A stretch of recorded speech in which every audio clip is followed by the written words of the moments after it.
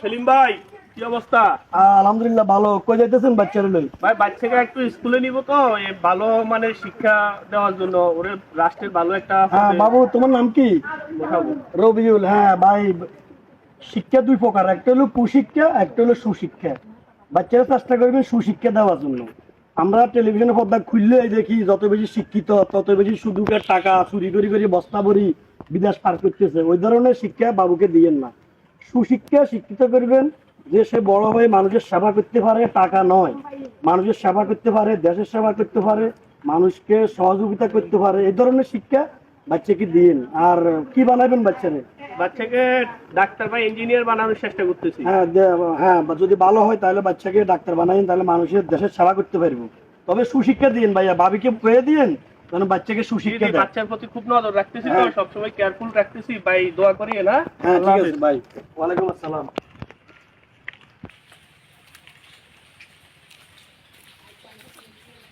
সালাম আলাইকুম সেলিম মামা, কি অবস্থা? আরে বাচ্চারা লেখাগুলো তো কই যাইতেছ? আরে ছোট ভাই কেন স্কুলে যাই। স্কুলে যাইতেছ? হ্যাঁ হ্যাঁ, স্কুলে যাই, ভালো করে পড়ালেখা করবে। আর তোমার আম্মাকে বলবে ভালো শিক্ষা দিবে লাই, জি কুশিক্ষা যেন না দেয়। ঠিক আছে? শিক্ষিত পড়ালেখা করা ভালো, তবে জি সুশিক্ষিত সুন্দর করে পড়ালেখা করবে, বুঝছো? জি ক্লাসে নকল করবে না। আর মা বাবার কথা শুনবে, সুন্দর করে পড়ালেখা করবে। বড় হলে কি হতে চাও? বড় হই ডাক্তার হইতে চাও? ডাক্তারের মানুষের সেবা দিবে। এখন তো আমাদের দেশে ডাক্তাররা আছে না, পাই স্টেশন লেখি 900 টাকা বিজেট নিয়ে টাকার জন্য পড়ালেখা করতেছ। কি করবে? মানুষের সেবা করবে। হ্যাঁ, ডাক্তার ভালো। আমি দোয়া করি তুমি ডাক্তার হও, মানুষের সেবা করবে, মানুষের থেকে টাকা পয়সা কম নিবে, যেন মানুষ তোমার দ্বারা মানুষ উপকৃত হইতে পারে। ঠিক আছে? অসুখ নিয়ে তোমার কাছে গেলে যেন ভালো চিকিৎসা হইতে পারে। ঠিক আছে? তো ঠিক আছে বাইকনারা, হ্যাঁ দোয়া করে দিয়ে না তারে। আসলে অনেক কষ্ট করতেছি, অনেক টিয়া পয়সা খরচ করতেছি, নিজে না খাই ছোট ভাই লিখতে বাইরে তোমার বাইরে সুশিক্ষিত বানাইবে। ঠিক আছে? সুশিক্ষা দিও না। মানুষ থেকে ঘুষ খাইবো, পড়ালেখা করি, সরকারি চাকরি লইবো, মানে বেহতে চলবো, মোটা অঙ্কের টাকা রুজি করবো, ওই শিক্ষা দিও না। ঠিক আছে? ভালো শিক্ষা দিবে। ওয়ালাইকুম আসসালাম। ঠিক আছে? আসসালামু আলাইকুম সেলিম ভাই, কোথায় যান? হ্যাঁ ভাইয়া ভালো। আপনি কোনে যান এই সাইকেলের ভিতরে? এই ছেলেটারে টোকাইতাম, বার হয়েছি। ছেলেটা কোথায় গেছে বলতে পারি না।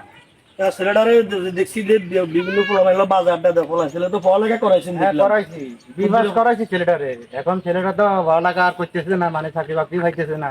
আর যেখানে দি ঘুষ চায়, টাকা পয়সা চায়। কি যে হইলো, মানুষের ভিতরে আসলে মনুষ্যত্ব নাই। মানুষ শুধু টাকা টাকা টাকা। টাকা ছাড়া তো আমার ছেলেটার তো জ্ঞান ভালো, একটা ভালো একটা চাকরি, সরকারি চাকরি বাকরি পাইলে তো অনেক আগে তো পাইতো। এখন পড়ালেখা করছে, চাকরি নেই। চাকরি নেই, টাকা আসলে টাকা চাইছে। আসলে মধ্যবিত্তের ফলা পাইন, মধ্যবিত্ত ফ্যামিলির ফলা পাইন, পড়ালেখা করিও লাভ নেই।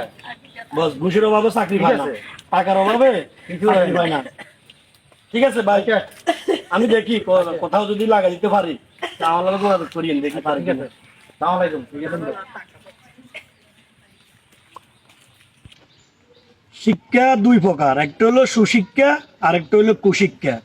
আমরা আমাদের ছেলে মেয়েদেরকে কুশিক্ষায় শিক্ষিত না করি, ভালো একটা পরিবেশে তাদেরকে শিক্ষা অর্জন করি, যেন দেশের, জাতির, সমাজের এবং মানুষের